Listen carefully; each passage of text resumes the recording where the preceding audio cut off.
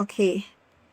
Since I spend so much time at work, how do I remain centered and unconcerned with life's ups and downs?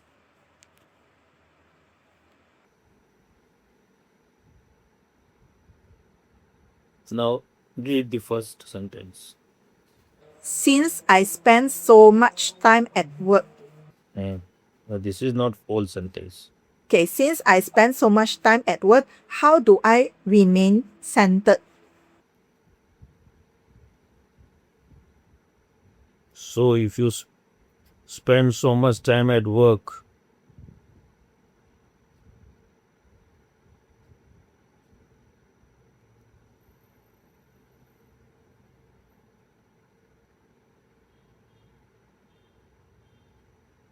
then why you think it is against being centered?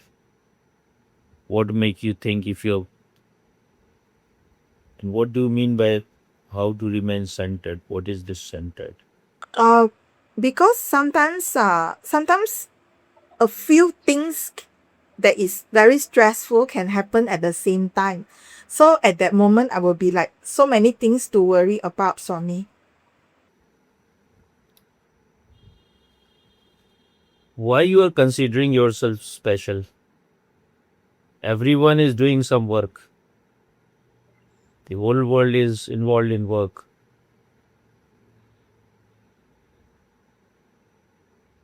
So what you said? Because there is what? Like maybe a few things are happening in the office at the same time, so I have many things to worry about. No, these are all just excuses. Because you have a attached mind. You have a mind which is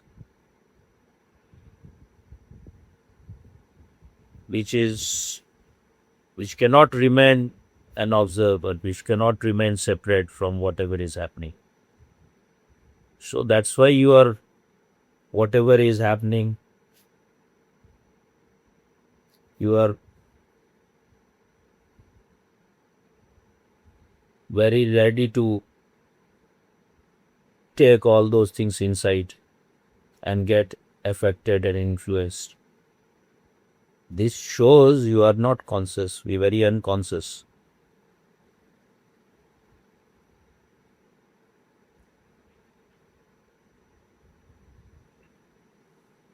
We are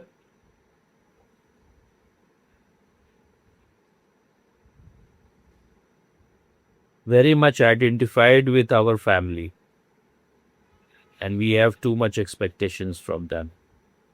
This is how we are conditioning. This has gone very deep inside us. It has become almost part of our blood, bone, and marrow. And why you have such stupid expectation from wherever you are working? This is being too idiotic, being too unintelligent.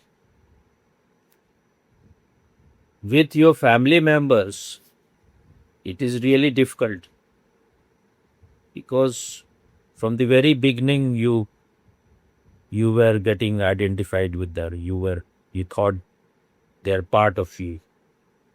You don't even have to think. You were nothing if they were not in your life. Your parents, your father, if they were not giving you food and shelter, you would not have survived. If your mother was not had not kept you in her womb for 9 months, you would not have been born. So that identification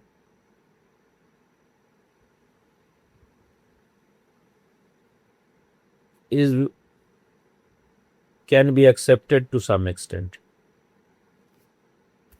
But a person who wants freedom, who wants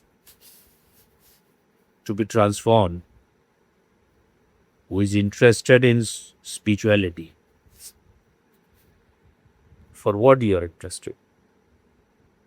Just to go on creating more and more bondage. And at the same time, you are claiming you are a seeker of freedom.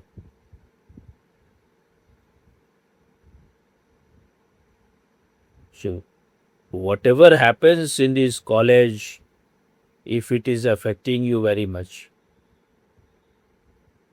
that is because you are too identified. You don't have that much awareness to separate your consciousness from whatever is happening around it. Your consciousness is like this screen in which films can be projected. Whatever is happening in the world is like film. But if the screen is aware, then it will know that it is always empty. Before the movie began, it was empty. And once the movie is finished, it will again be empty. So if it is very aware, then it will know it is even now empty. Only something is reflected. It's like the mirror. If the mirror is aware, it knows that whatever is reflected on it, whosoever comes in front of it, the mirror is not that. So you have to become mirror-like. If you're not becoming, that means whatever you're doing in the name of meditation is all bogus. You are not a spiritual seeker. So, what you said, what happens in the office? Like more than one thing is happening at the same time. Yeah, for these things happen with everyone. This has nothing. You are not a special person. Everyone is working somewhere. They have to deal with people. Everyone has to deal with people. Even if you are not working, then also you have to deal with hundreds of people. So why you are considering you are very special? It is only in your life. These are all excuses to defend your stupidity, to defend your ignorance, your unconsciousness. If you were born enlightened, if you were born awakened, then why anyone will make any effort? Because the reality is that you want only sense pleasure. You want only pleasure. You want only good thing in life. So, you're not ready to face the reality.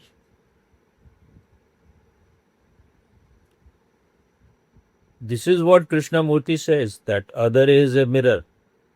If you break the mirror, the relationship is a mirror. If you break it, then you will not know what is your inner state. So if you are relating with more people, then it is good. Then you can always check what is your inner state. If whatever someone is saying and you are all the time affected by it, don't blame others. Like you had some desire to blame me also when I said but, and then you didn't take those pills because of me. You took it because you are full of garbage. You're full of emotional shit. And your ego is such that you're trying to prove to the whole world. Now the whole world is not moving according to me. Now I will show them who am I. So you showed and nothing happened. You just armed yourself. So if anyone saying anything, you are affected. At least after that incident, you should have learned. Nothing, not a leaf would have fluttered if you were gone. No one would have, in 5 days, everyone would have forgotten. That also maybe 1-2%.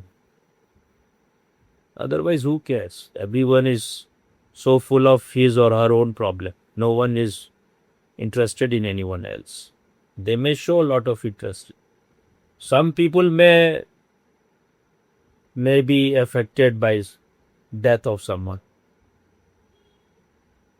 They are not affected because of what has happened. They are affected because that is their state.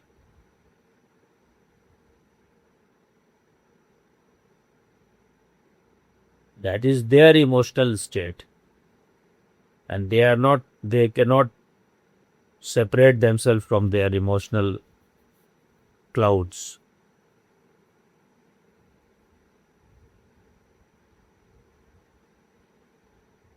Meditation is not seeking some kind of escape. Meditation is not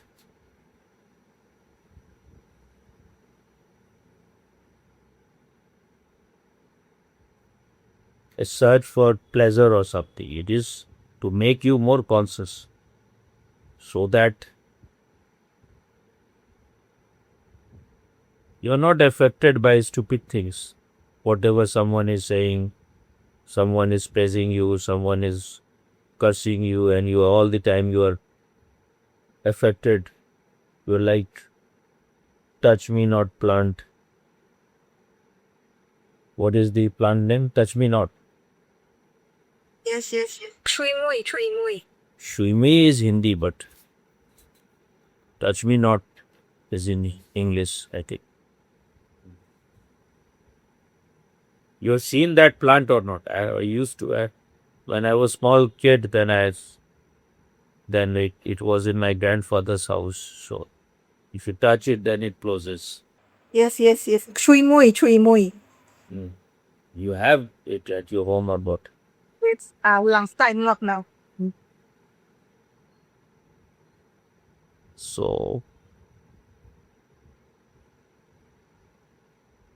again, say the same sentence what you said.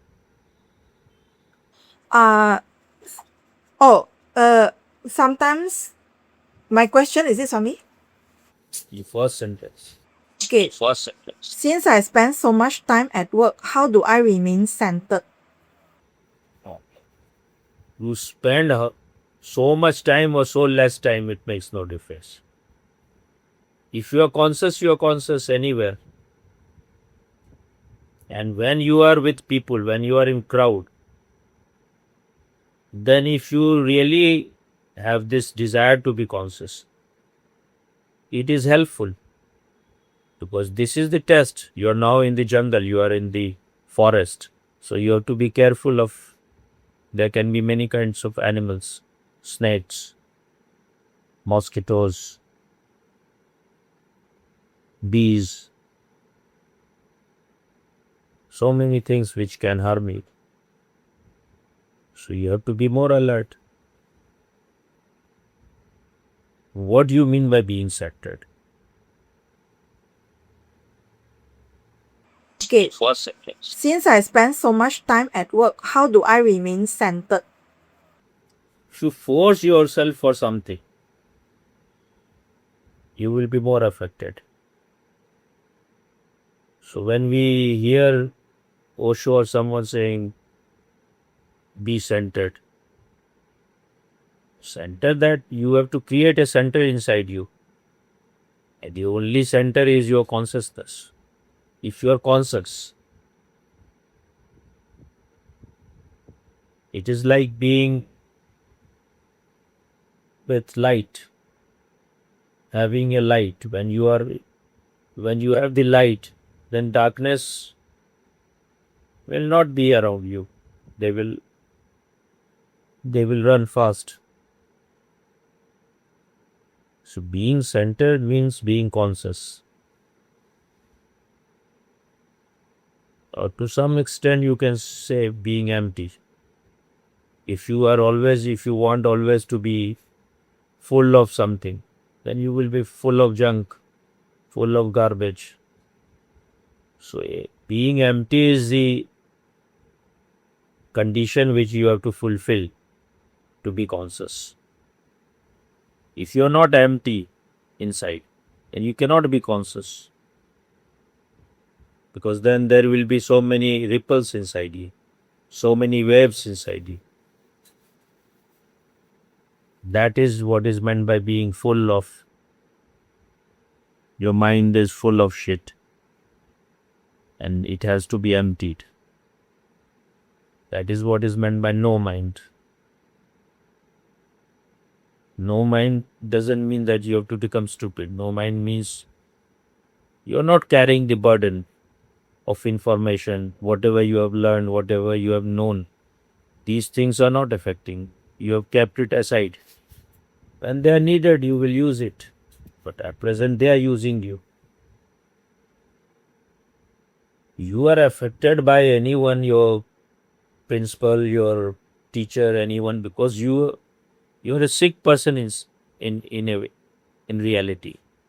And we don't want to see our sickness. We are all the time blaming others. This person said this.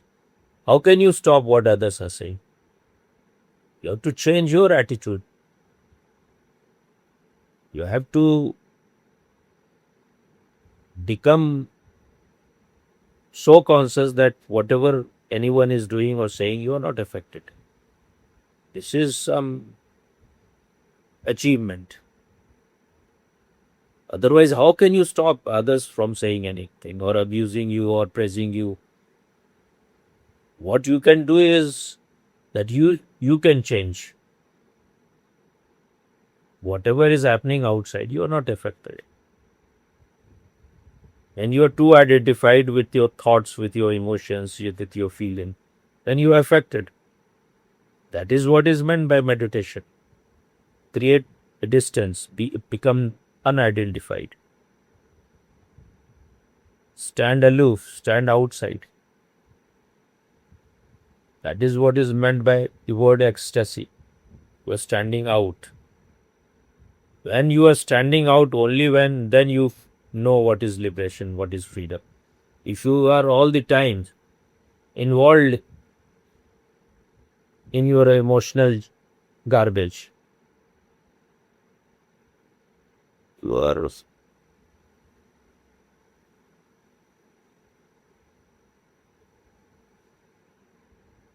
you're neck deep in shit.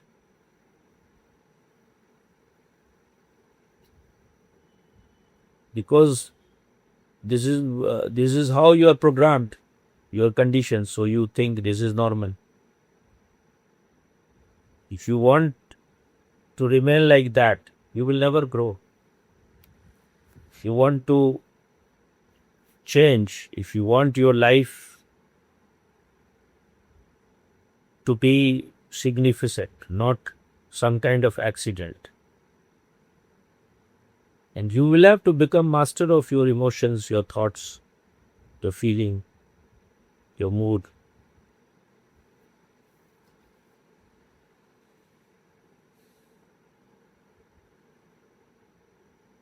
This world is a great opportunity. Unnecessarily, people are so infatuated with everyone.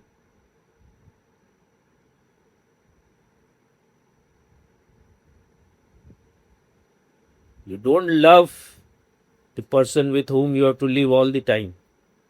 You want someone else to give you love. But when you are full of garbage inside, who will love you? First, learn to love yourself.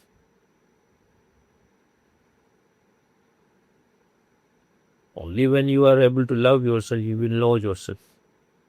You are all the time you are interested in others. We are outgoing energy, Osho has said. All the time running out. Look, all the time looking for some escape.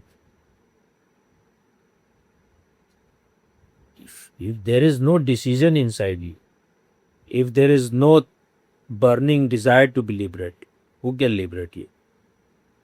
No one from outside can liberate. Millions of Buddhas will come, enlightened people will come and go. You will remain the same Buddha, same idiot. So you have to take the steering of your car in your own hand? How long you will be dependent on some driver? Someone is driving your life, huh? See, these are all excuses since I have to spend so much time on por and all the time something is happening. Things will be happening. If there was no problem in life, there was no need for meditation. There was no need to become conscious, more aware, more alert. What is the second sentence? Remain centered and unconcerned with life's ups and downs.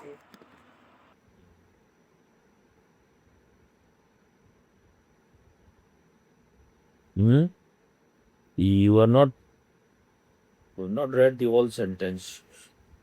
How do I remain centered and unconcerned with life's ups and downs?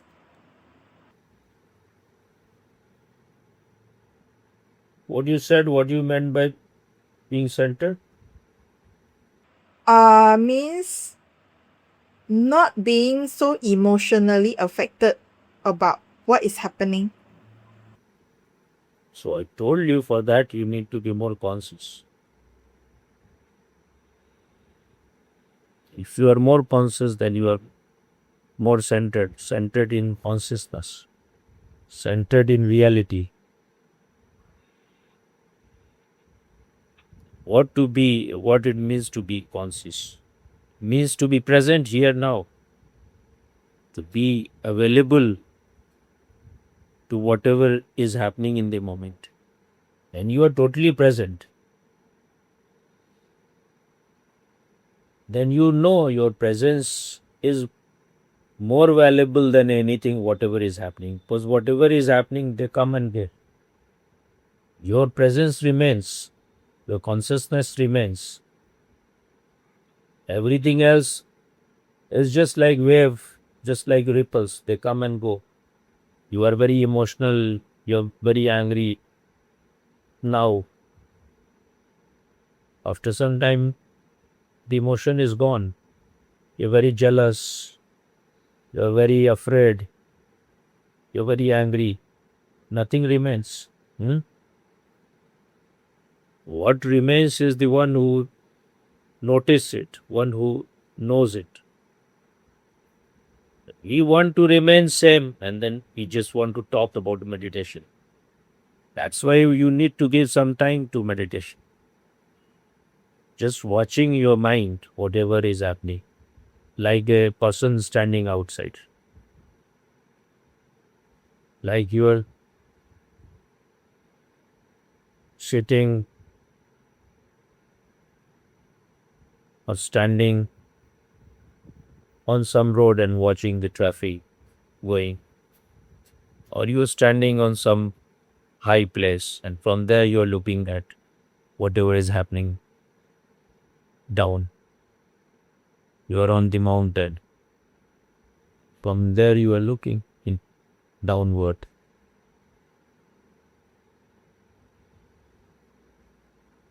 So when you are standing above these things on top, and whatever is happening below will not affect you. What was the second part in this same sentence?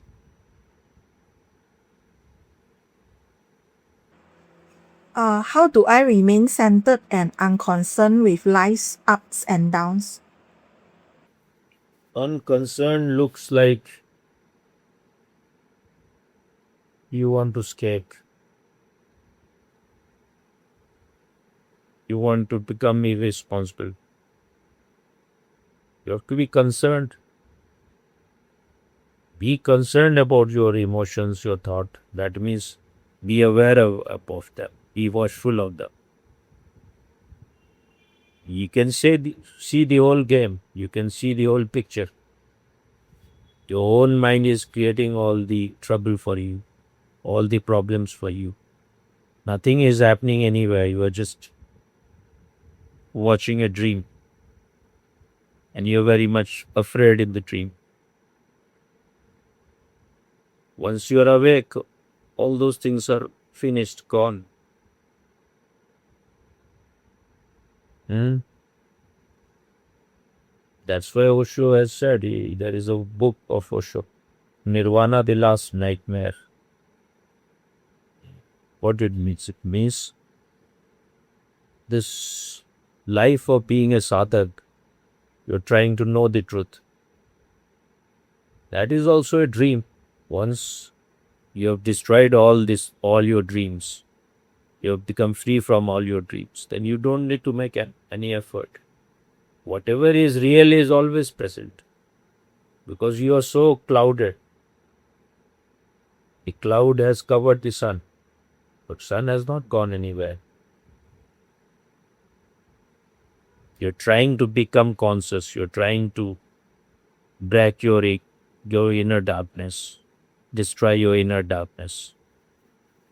You're trying to remove your cloud. That is also you have to do because you have collected them. You have collected the garbage. So that also becomes a nightmare in the end. Now you are not desiring anything. You are not making any effort for anything. Because you are at home. You don't come to home. You come to your house every evening. Huh?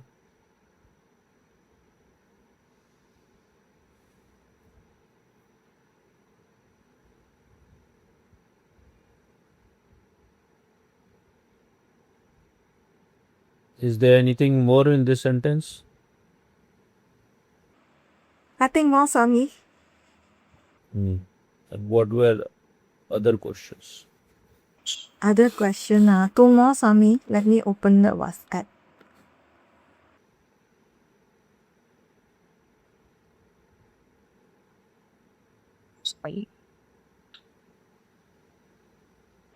Okay, I got the question.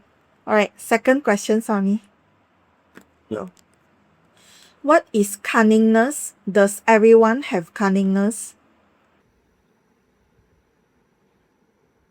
When you feel that life is your enemy, when you feel insecure, everyone is inimical.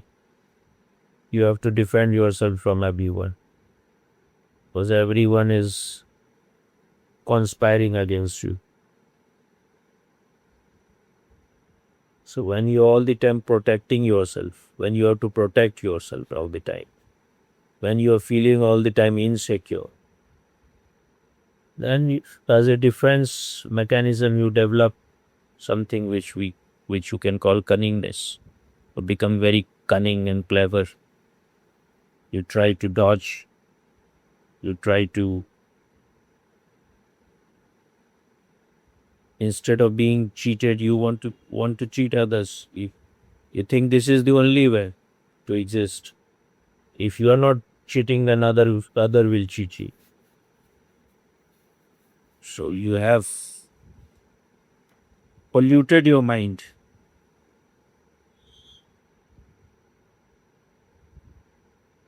Then you cannot be relaxed. Then you have to develop all these things, being clever, being cunning when you are not at home, when you feel you are an outsider, when you are going against the current.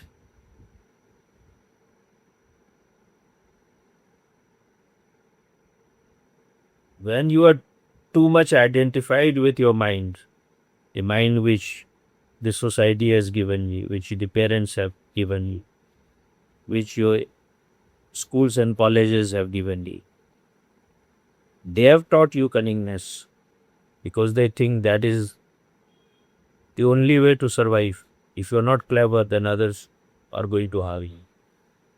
But then you are fighting with life all the time. You're not at home. You have this attitude of being an outsider, being separate. Everyone is inimical. When you think everyone is inimical, then everyone will become inimical. So this is the law of attraction. When you feel everyone is friendly, then some people will at least become friendly. sick people may not become friendly. So why to worry? This cunningness and cleverness is a defense mechanism. You are creating wall around you, China wall around you. You're creating armor. You think you are separate. When you feel you are separate from whole life, then you have to be cunning.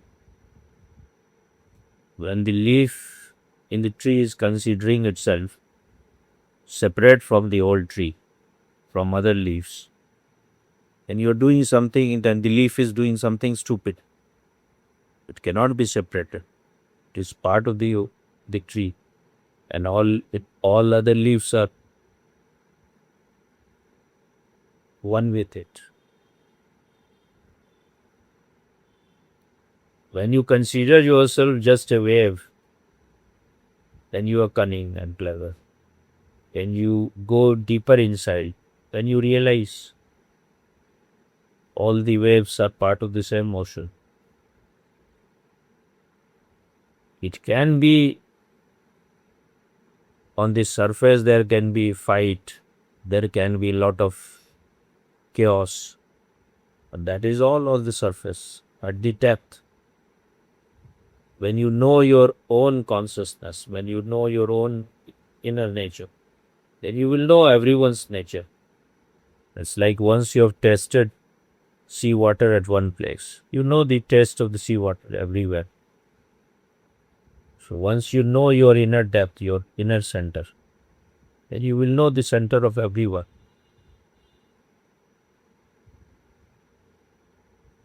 That's why Socrates has to say, know thyself.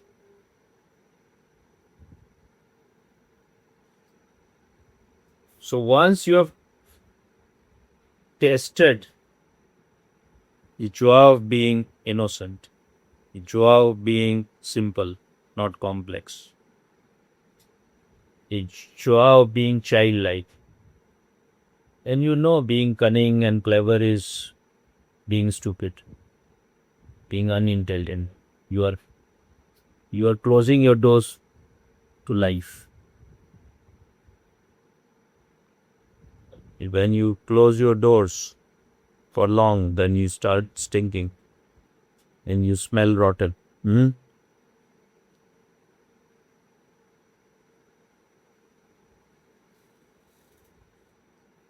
you know your inner nature. You need not be cunning and clever. When you don't know, when you are in inner darkness, then you are all the time fighting with everyone. You are going against the current. If you go against the current, you will become tired quickly. If you float in the river, then you will not be tired. Being cunning and clever means fighting with the current. Being innocent means you are floating. You are not making any effort. You are not fighting. You are not feeling insecure. This is all in this and this. Or is there something else in this? I think you have answered everything. But there was one more question, I think. There's one more question. Yes. I had lived my entire life in the past, building a false identity of myself. I had worked so hard for this, and now I realized I was working for a false image for myself. How should I move forward from this realization? This is big one, so I will not answer. Okay. Okay, sorry. Okay.